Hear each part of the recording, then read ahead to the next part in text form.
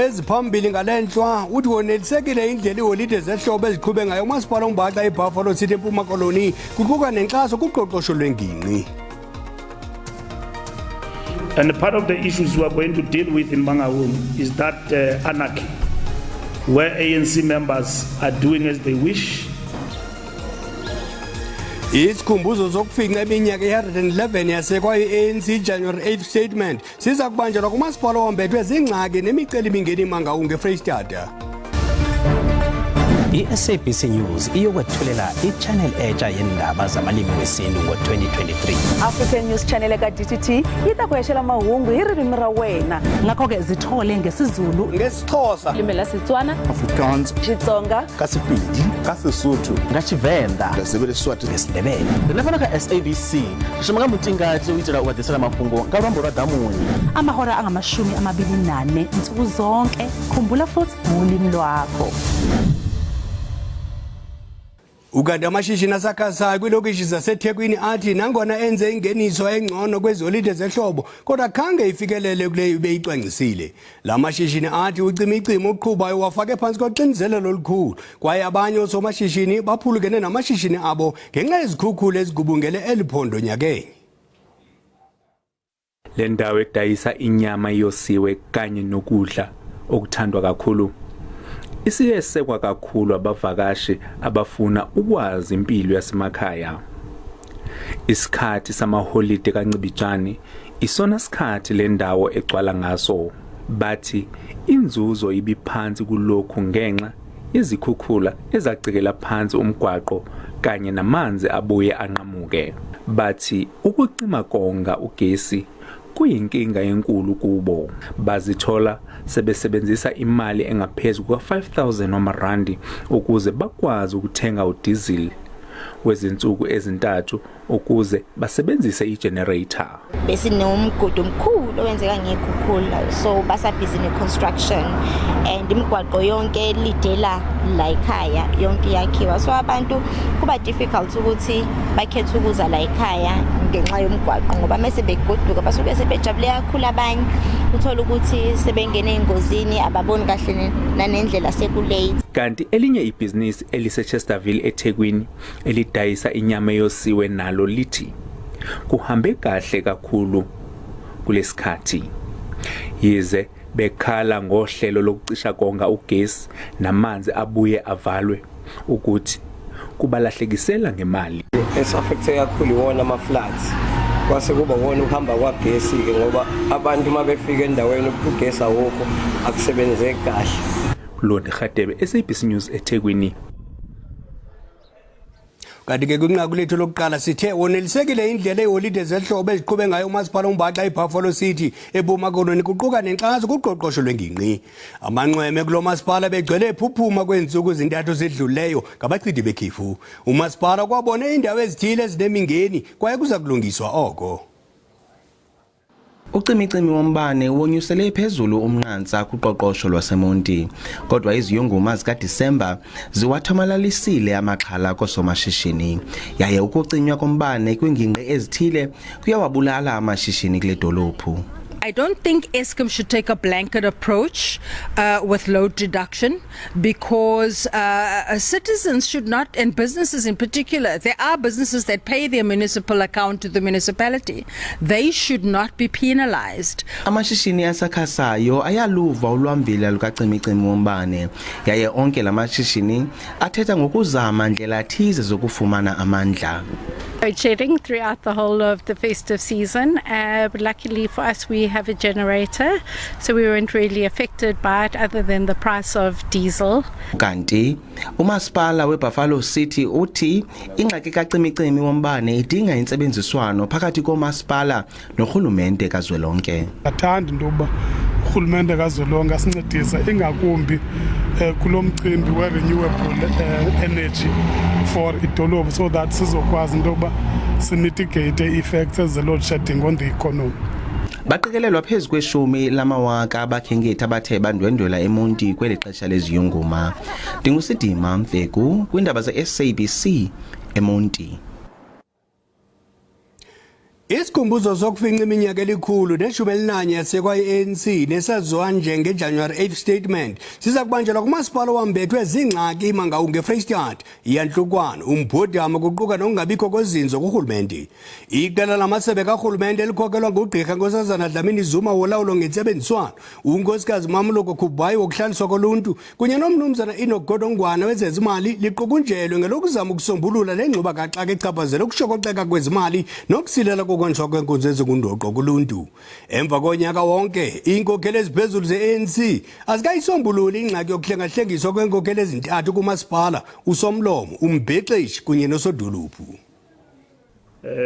Unobhala jikelele we-ANC ufikile Mbalula usethembise ukuthi uqhekeko kanye nozinzo olungekho kwezepolitiki kumasipala waseMangaung bazoqeda. Lo masipala waseMangaung kakhulukazi ikhokasi ye-ANC emaqembu lokwasekudaleni nokuthi ingqalazinda abantu baseMangaung bengayitholi. Kuke kwaba nezimpi futhi ngokuthi ubani oyena ophethe umasipala njenge-municipal manager. I-ANC esifundazweni isihambise amagama amathathu kwisigungu esiphezulu se-ANC ukuthi icubungule ukuthi izofaka ba manje eMangaung njengemeya. The Troika issues, we need to attend to that. On the 4th in the evening, we are meeting with the IPC. And part of the issues we are going to deal with in Mangaung is that anarchy, where ANC members are doing as they wish. They must be told, whoever they are, wherever they are, that holiday is over. There will be no ANC member in this country going forward who will be allowed in our name to work with the opposition without the mandate of the organization. That is anarchy, the highest state of disorder. The center must hold. And that's what is going to happen. Umbungazo we-ANC ngalempela sonto uke wakhungathwa yinkinga lapho umasipala uthe istadium iDr Petros Monamela inezinkinga zezingqalazinda kanye futhi ayikho kulungele ukuthi ingaletha abantu abayinkulungwane ezifikela ku-50,000. Our people will be there. So we can't take our people to a place that is not safe. So all those issues that are flagged, we obviously opened a discussion with the municipality. We can safely report now that Dr. Molimela is our destination. And all issues raised in the letter have been attended to between ourselves and the municipality. So all of those issues are addressed. Umphakathi waseMangaung kanye naseFree State uzozuza kakhulu ngezomnotho ngalempela sonto kumbungazo wenhlangano ebusayo. Kodwa ukuhlinzeka kwengqalazinda kanye futhi nokuvala ama-pothole imigodi emgaqweni iyona into ezohamba phambili kwabantu baseMangaung. Ngingosamkele Maseko ngibekela izindaba ze-SABC eGoli. Kusenjalo amaqele ANC angaboni ngasonye kwingingqi yaseMangaung eFreystata athi azimisela ukubekela bucala iyanhlukwano asebenzisane nanjengoko onkamehlo ethentsho kumsitho we-ANC weJanuary 8th kulempela veki ukanti inkokheli ze-ANC kuzwelonke zikhuphe isilumkiso kumalunga aceba ukudala iziphazamiso kwimibhiyozo yangempela veki. There will be no disruption. You see, when you misbehave, you get punished. Okay. And if we emphasize that people who would misbehave get punished, people will know that the ANC is no child's play. Ikomiti yethutyana yephondo ithi yonke into emalunga namalungiselelo omsitho empela veki icalanye. All the members of the ANC are part of the events. As to the issue of differences that are there in the region, at this moment they don't exist because everyone is ensuring that the events become successful. Omabini lamaqela ngaboni ngasonye avumile ukubekela bucala iyanhlukwano emva kokudibana nenkokheli zephondo. There is only one structure in the region. That structure is recognized by the IPC. However, we are working with everybody. All people who are members of the ANC, all comrades who are members of the ANC are part of the program. They are on the ground as we speak. We are happy, as I have indicated, that we met with the IPC officials. They have accepted that there are two structures in this region, and that does not sit well with the structures of the ANC because there won't be any progress now. As I said, we are hopeful that after January 8, we will sit down, we will work together and come up with a political solution. Kokwesithathu izihlandlo zilandelelana i-ANC kweliphondo lase-Freystata ingenakomiti yesigqiba sephondo emele eliphondo kwinkomfa yonyulo ye-ANC ebanjelwe eNasrec lenyanga iphelileyo. Ukanti usosiba jikelele we-ANC umnumzana Fikile Mbalula uthi unethemba lokuba i-ANC kweliphondo iza kuyibamba inkomfa yonyulo kungekudala. Sele beqalile ukubuyela kumakhaya abo abantu abachithe iholide zabo eKapa eNtshona Koloni. Kodwa basemagunyeni balindele ukuba unyuke umthamo wezithuthi kwindlela zeliphondo kule mpelaveki siya kuyo. Kusenjalo abaqhubi bayabongozwa ukuba bathobele imithetho yendlela baqinisekise ukuba izithuthi zabo zikulungele kuba sendleleni. Ayikabikho ingxinano yezithuthi kuhola uN1 eKapa. Abaqhubi baqhuba nje ngokukhululekileyo. Abo betyelele kwezisixeko bathi banethemba lokuba uhambo lwabo lubuyela kumakhaya abo luzokuhamba nje ngaphandle kweziphazamiso. It's been nice. Even the trucks, there hasn't been that many trucks on the road. Going back now, we've got a bit of traffic going through Cape Town, but yeah, it's actually been quite pleasant. On the way here, it was actually relatively quiet. We came just 2 days before New Year's, so it was pretty alright. I'm hoping that it's not going to be too hectic heading back up. Amagosa ezendlela eKapa athi azibeke phansi kweliso lobukhali indlela zesisixeko. We're averaging around 70 arrests a week for driving under the influence of alcohol, for reckless and negligent driving, and that naturally challenges us, but that number is significantly lower than previous years because we now regulate the alcohol at the beaches and where there's access control, and that helps us a lot. Ukanti emva kwemini kosuku lenyibityala uyonyuka umthamo wezithuthi kwindlela zeliphondo njengoko abanye bebuyela kumakhaya abo. With regards to road fatalities, the Western Cape government remains cautiously optimistic because our figures are lower when compared to the same period last year, but we can only say after the festive season whether that has been the reality. Our main concern remains drunk driving, with about 75% of all arrests for road-related matters being for that offence. Kusenjalo ukulindeleyo ukuba zixakeke indlela zeliphondo kwezimpelaveki ezimbini zizayo njengoko ziza kuvulwa izikolo. Kwiphondo laseGauteng izithuthi bezihamba nje ngaphandle kwengxinano kuhola uN1 ePitoli. Le ndlela ngeyona exakekileyo kweli. Amagosa ezendlela kweliphondo athi khange kubekho ziganeko zothusa ezindleleni susela oko abantu beqalile kubuyela emakhayeni abo besuka kumandla elilizwe. Our national roads are fairly very much busy.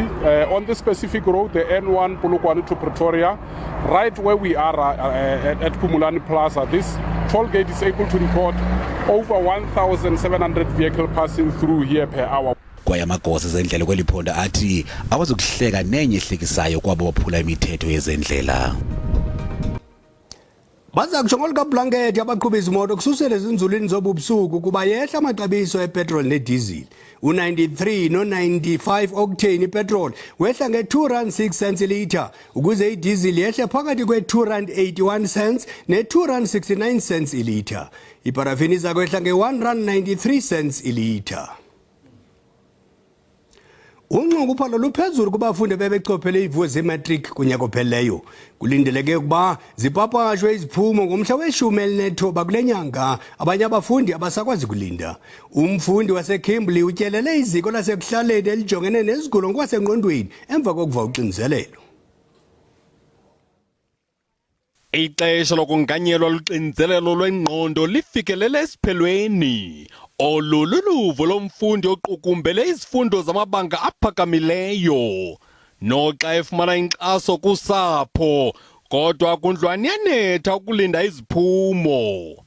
For me, I would say it was school itself other than my other problems. So I was like, the pressure is too much because now my parents everyone is looking at me since I'm now in grade 12. Abanye abafundi bazigcina bexakekile ngokucinga ngekamva labo. I'm very stressed about my results. Also, after we finished writing our exams, I started having nightmares about me failing my exams. I've got a few coping mechanisms that help, but it is very stressful waiting for the results. Ingcali icebisa abafundi bangazifaki ngaphantsi koxinzelelo ngeziphumo. Should it happen that you don't make it, you don't pass your matric, have hope. This is not the end of it. Kusenjalo, abazali nezihlobo kufuneka banike inkxaso engagungqiyo kubafundi. It's really a very stressful period that we are waiting on the results. And to keep the children positive, you need to keep them active. Umphathiso wemfundo esiseko enze uza kubhengeza iziphumo ngomhla we-19 kule nyanga. Ngoku masicaphula amazwi enkuthazo kwikhasi lethu leWhatsApp. Ndifuna ukuthi umsasazi othe wangaphumi ephepheni aze angalahle imbeleko ngakufelwa nakunyaka ozayo aphinde aqhube mfundo kuloo ndawo athe amosha kuyo alungise kuloo ndawo amoshe kuyo aqhubeke aphinde afunde.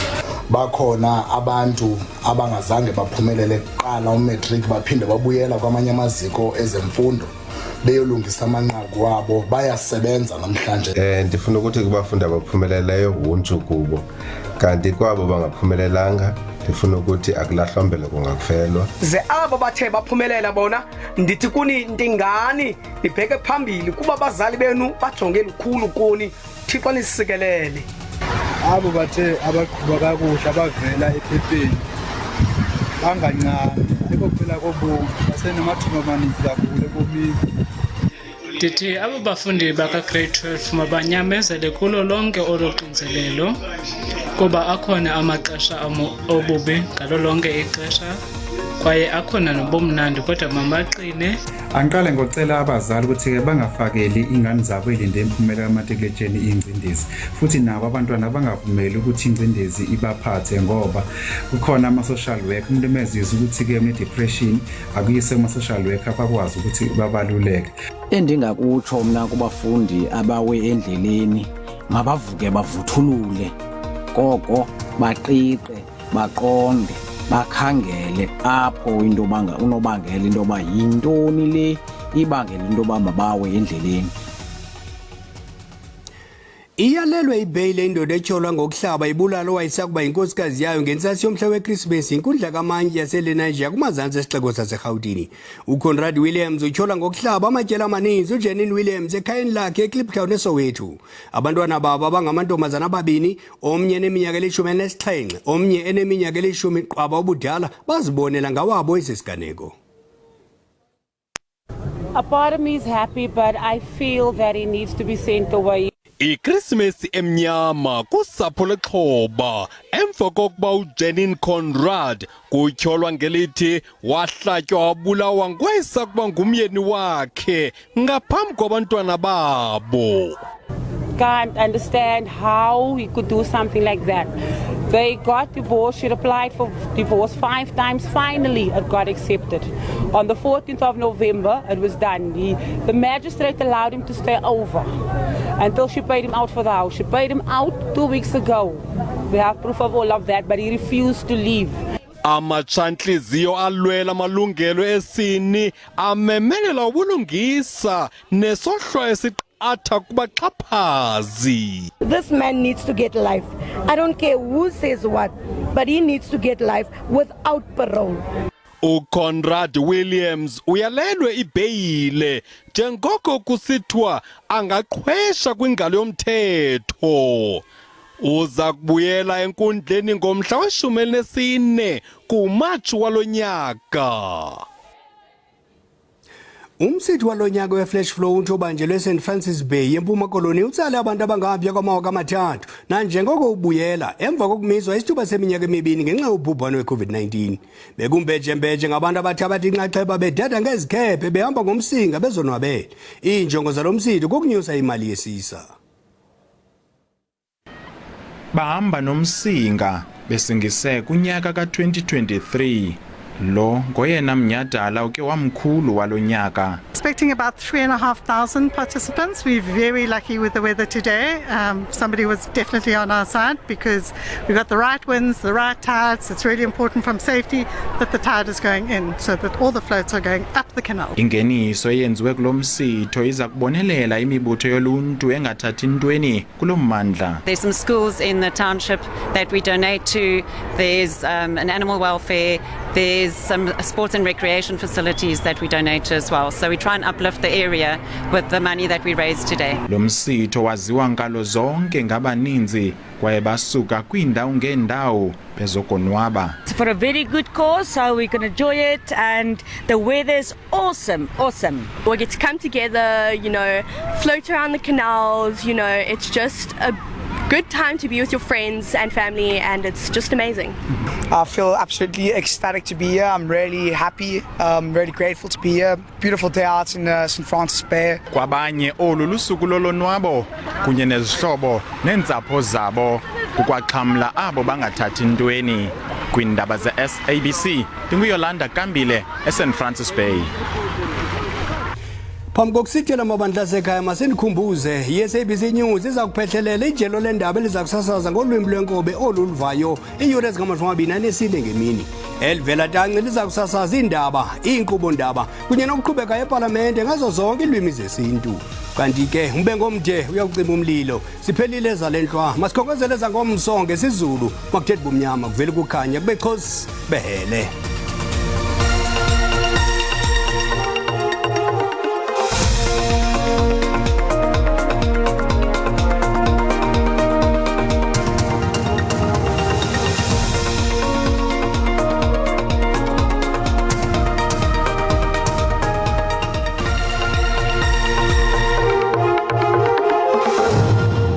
Ngasibili bethu lezindaba endiyabulisa kumzonsundu wami apha ekhaya ngonyaka omtsha ka-2023 nantsi ke imozulu yethu yakutshanje kwamkela futhi apha edesikeni yethu yemozulu nantsi kwengcinga yethu yemvula nomoya kutshanje khona ukusebeka loqatha kakhulu nje phantse yonke ingingqi kwimpuma apha eMzantsi Afrika phaya KwaZulu Natal xhaxha lamathuba ezamvula ngo-60% phaya kweLesotho eFree State kwakhona futhi kungemanga moya ubhudla ngokuqatha phaya phakathi kweGqeberha eBhisho eMonti ePort St George napha ke enqumeni futhi ngaye la 40 kilometers phaya ngeyure komso lamongela futhi yaqhuba ngomso xhaxha lamathuba ezamvula efikela ku-80% phaya kumantla ephondweni lempuma koloni KwaZulu Natal eLesotho futhi naphaya kumbindi wase-Free State njengaphaya kaloku eBloemfontein ngo-60% futhi khona nokuchaphaza okungephi ke phakathi kwePretoria eJohannesburg naphaya ke kumazantsi ephondweni lempumalanga naso ke mbukelo wami kaloku isilumkiso ngomso sezo ndudumo ezimandla kakhulu phaya kwimpuma eKwaZulu Natal amandla futhi kwakhona futhi kwelapho laphaya ke empuma koloni kwakho lemeko kuyaqhuba futhi ngomso phantse nje yonke lamva kwemini iyabomba sonke amaqondo wethu ke obushushu aphansi futhi ngokuhlwa namhlanje busembili napha eSouth Africa njengo-15 phaya eDiara efana nqwakhe phofu